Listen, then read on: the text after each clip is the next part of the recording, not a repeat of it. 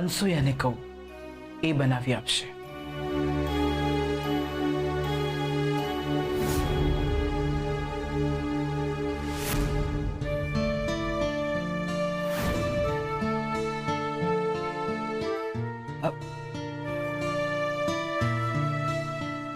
અનસૂયા વહુ તો સૂતા છે.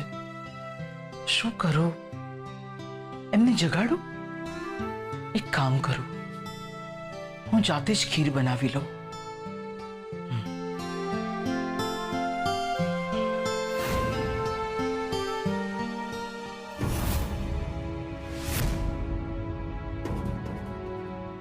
આ છોકરી અહીંયા શું કરે છે?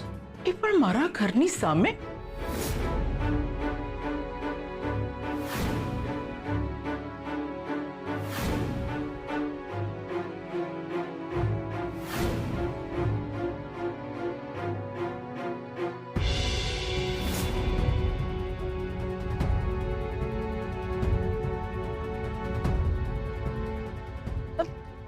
છોકરી, તું ને અહીંયા?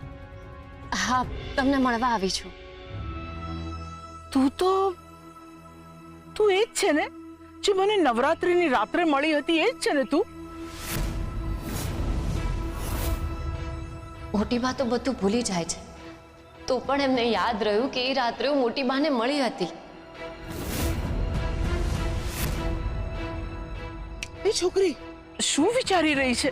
અને તારો અહીંયા આવવાનો હેતુ શું છે? આ હેતુ છે મારો.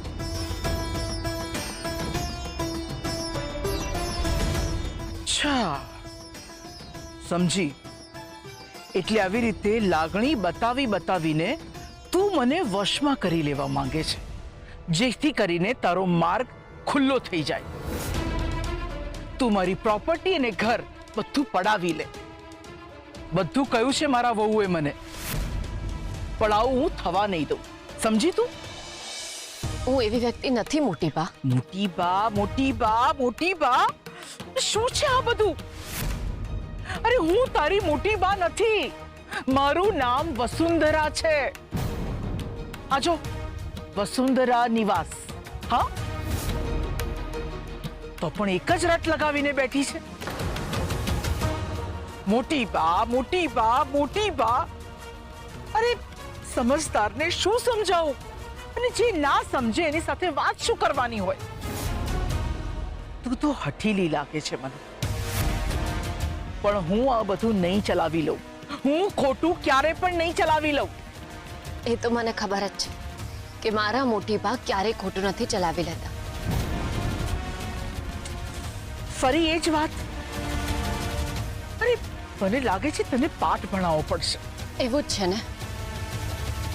તો લો, આ ફોન લો અને 100 નંબર ડાયલ કરો.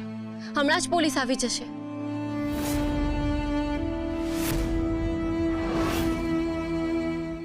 અમને બધાને હમણાં જ જામીન મળ્યા છે, અને એ પણ એ જ શરતે કે અમે અહીંયા આસપાસ ક્યાંય ફરકીશું પણ નહીં.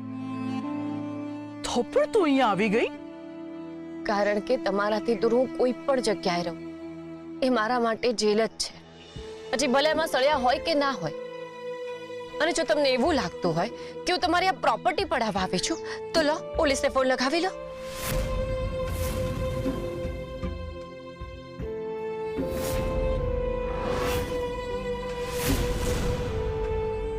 કેમ મોટી બા, તમે ફોન કેમ નથી લગાવતા? શું થયું? મને ખબર જ હતી કે તમે ફોન નહીં લગાવી શકો, કારણ કે હું જાણું છું પોતાનાઓના હૃદય લાગણીઓની વેલીને પોષણ આપે છે અને અંતરાત્મા કંઈ પણ ખોટું કરતા રોકી જ લે છે. હું નહીં ફસાઉં. તારે જેટલા લાગણીશીલ વાક્યો બોલવા હોય એટલા બોલી લે. એમાં બોલવાની જરૂર ના પડે, એ તો પ્રત્યક્ષ રીતે દેખાય જ છે. અને અત્યારે હું જોઈ જ રહી છું કે તમારા મનમાં કેવું તોફાન ચાલી રહ્યું છે. આ બધું ખોટું છે, ખોટું. તે દિવસે તમે જ મને આશીર્વાદ આપ્યા હતા ને કે મને મારા મોટી બા પાછા મળી જાય. હા તો પછી મને એક તક તો આપો, એ સાબિત કરવાની કે તમે કુંદન ઝવેરી છો, વસુંધરા પરીખ નહીં. કેવી રીતે? એની શરૂઆત તો આજથી જ થઈ ગઈ છે મોટી બા.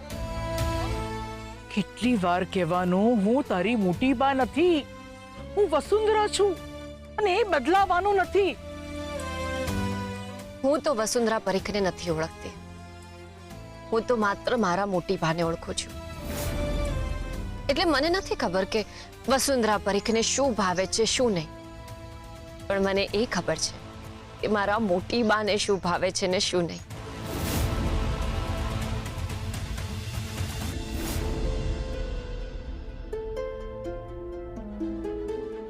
તમારી ફેવરેટ ખીર.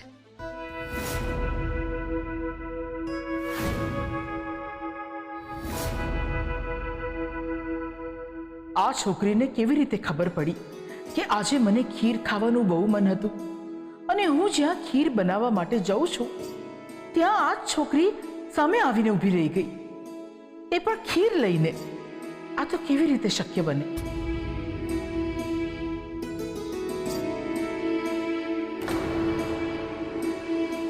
મોટી બા, ખીર ચાખો. મેં મારા હાથેથી બનાવી છે, કારણ કે મને ખબર છે મારા મોટી બાને એની નાની વહુના હાથની ખીર બહુ જ ભાવે છે. ખરું કહ્યું ને મેં?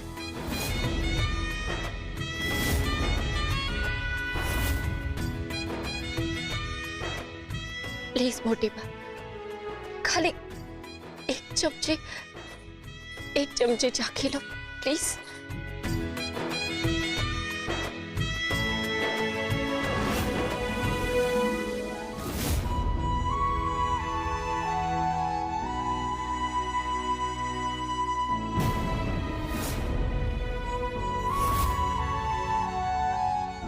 આ તો એવું લાગી રહ્યું છે કે મેં ખીરનો સ્વાદ પહેલા પણ ચાખ્યો છે. આ સ્વાદથી હું ઘણી પરિચિત છું. તમને ખીર ભાવી ને? બોલો ને મોટી બા, કેવી લાગી ખીર?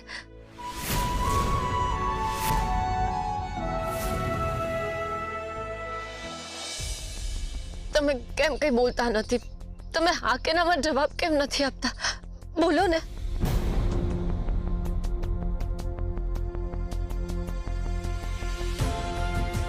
કોઈ વાંધો નહીં, તમે ના આપતા જવાબ, કારણ કે ઘણી વાર માણસનું મૌન જ સાચા ખોટાના જવાબ આપી દે છે. અને મને મારો જવાબ મળી ગયો. તો શું તમે મને સાબિત કરવાનો સમય આપશો કે નહીં?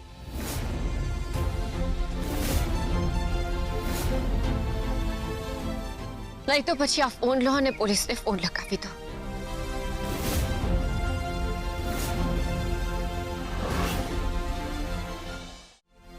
બોલો ને મોટી બા, તમે શું નિર્ણય કરો છો? હું સાચે જ તારા મોટી બા છું? એમાં તો શંકાને કોઈ સ્થાન જ નથી, અને સમય આવે સમજાઈ પણ જશે.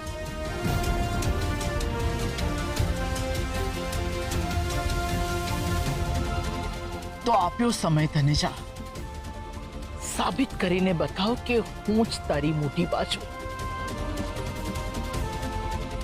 3 દિવસ આપ્યા તને, જા. અને આ 3 દિવસમાં જો તું સાબિત ના કરી શકી કે હું તારી મોટી બા છું, તો તું મને ક્યારેય હેરાન નહીં કરે અને મને મળવાનો પણ પ્રયત્ન નહીં કરે.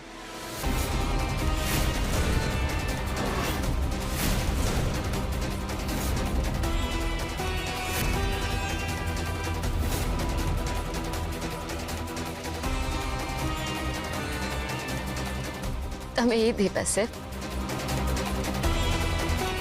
મારા માથા ઉપર હાથ મૂકીને મને આશીર્વાદ આપ્યા હતા. તમારા એ સ્પર્શમાં જ મને મારી જીત દેખાઈ ગઈ હતી.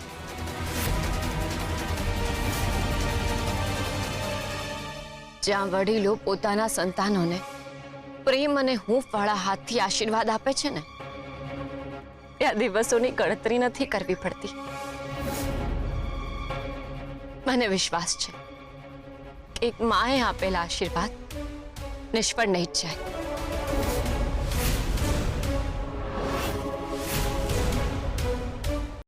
એક મિનિટ મોટી બા,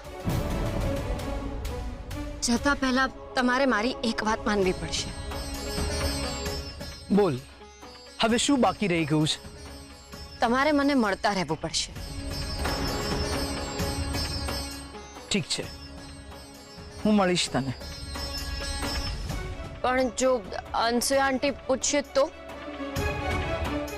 અનસુયા વહુને હું નહીં કહું, પણ હું તને જરૂર મળીશ.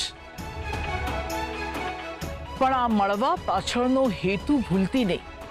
તારે એ સાબિત કરવાનું છે કે હું વસુંધરા નહીં, પણ કુંદન ઝવેરી ઉર્ફે મોટી બા છું. મંજૂર છે ને? મંજૂર છે.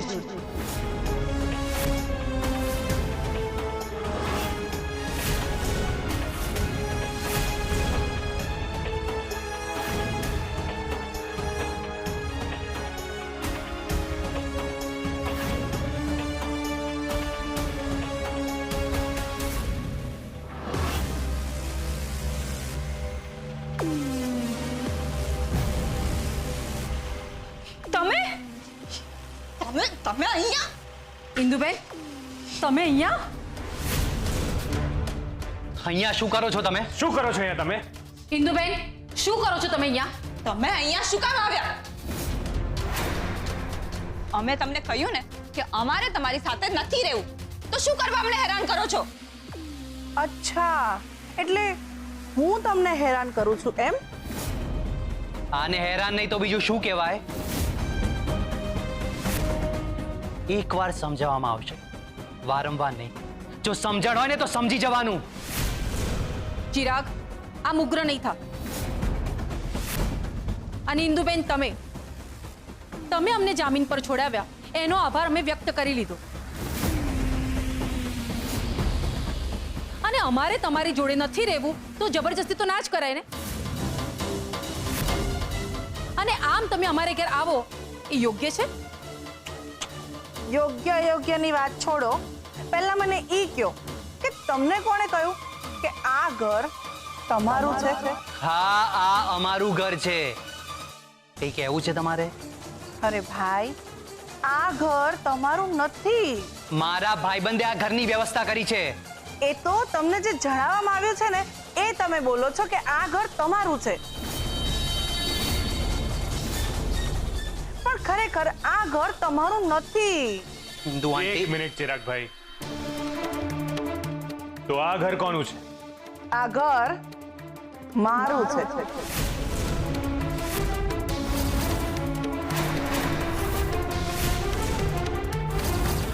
આ ઘર તમારું કેવી રીતે હોઈ શકે? હા, તો કાગળિયા બતાવો.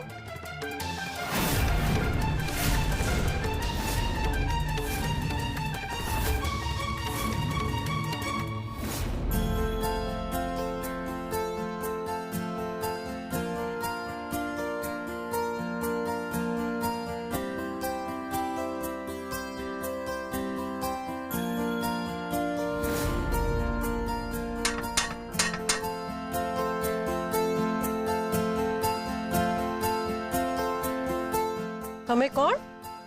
કોનું કામ છે? મારું નામ સરગમ છે. તમે કાવેરી આંટી છો? હા.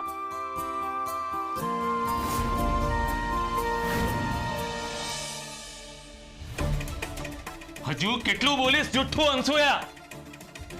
જુઠ્ઠું બોલીશ એટલે તમે કહેવા શું માંગો છો? તે મને કહ્યું હતું કે આ એડ્રેસ ઉપર જાઓ, લજ્જા મળી જશે. હા, કયું હતું? કારણ કે લજ્જાબેન ત્યાં જ છે. લજ્જા ત્યાં નથી. શું? હા,